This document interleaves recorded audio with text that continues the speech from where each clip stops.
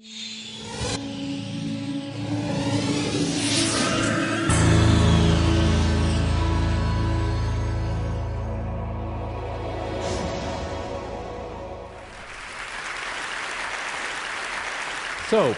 I'm here to share my photography.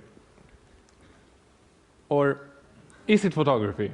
Because, of course, this is a photograph that you can't take with your camera. Yet my interest in photography started as I got my first digital camera at the age of 15. It mixed with my earlier passion for drawing, but it was a bit different. Because using the camera, the process was in the planning instead. And when you take a photograph with a camera, it's just the process ends when you press the trigger. So to me it felt like photography was more about being at the right place at the right time.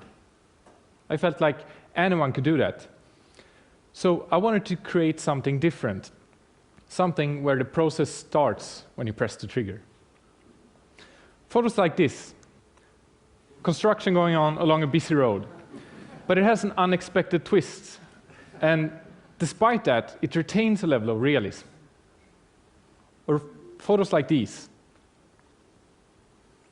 both dark and colorful, but all with a common goal of retaining the level of realism. When I say realism, I mean photorealism, because, of course, it's not something you can capture really, but I always wanted to look like it could have been captured somehow as a photograph. Photos where you will need a brief moment to think, to figure out the trick. So it's more about capturing an idea than about capturing a moment, really. But what's the trick that makes it look realistic? Is it something about the details or the colors? Is it something about the light? What creates the illusion? Sometimes the perspective is the illusion. But in the end, it comes down to how we interpret the world and how it can be realized on a two-dimensional surface. It's not really what is realistic, it's what we think looks realistic, really. So I think the basics are quite simple.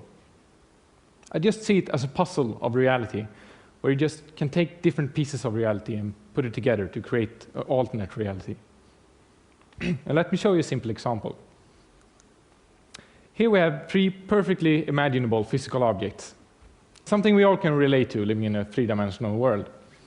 But combined in a certain way, they can create something that still looks three-dimensional, like it could exist. But at the same time, we know it can't. So we trick our brains because our brain simply doesn't accept the fact that it doesn't really make sense. And I see the same process with combining photographs. It's just really about combining different realities. So, the things that make a photograph look realistic, I think it's the things that we don't even think about, the things all around us in our daily lives. But when combining photographs, this is really important to consider, because otherwise it just looks wrong somehow. So I would like to say that there are three simple rules to follow to achieve a realistic result. As you can see, these images aren't really special, but combined they can create something like this.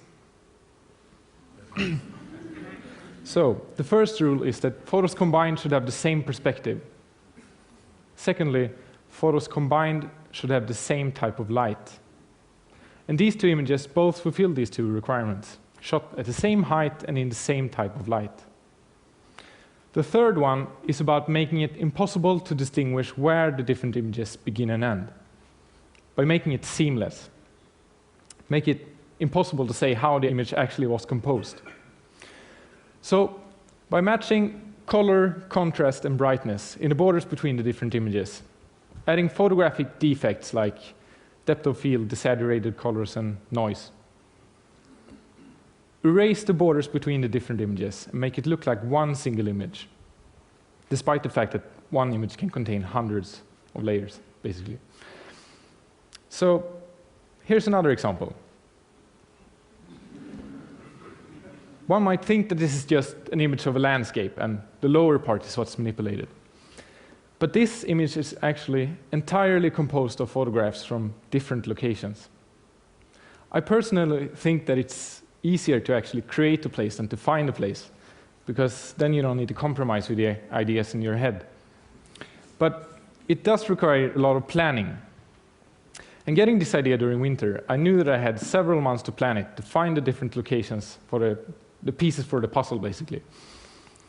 So, for example, the fish is captured on a fishing trip. The shores are from a different location. The underwater part is captured in a stone pit. And yeah, I even turned the house on top of the island red to make it look more Swedish. So, to achieve a realistic result, I think it comes down to planning. It always starts with a sketch, an idea. Then it's about combining the different photographs.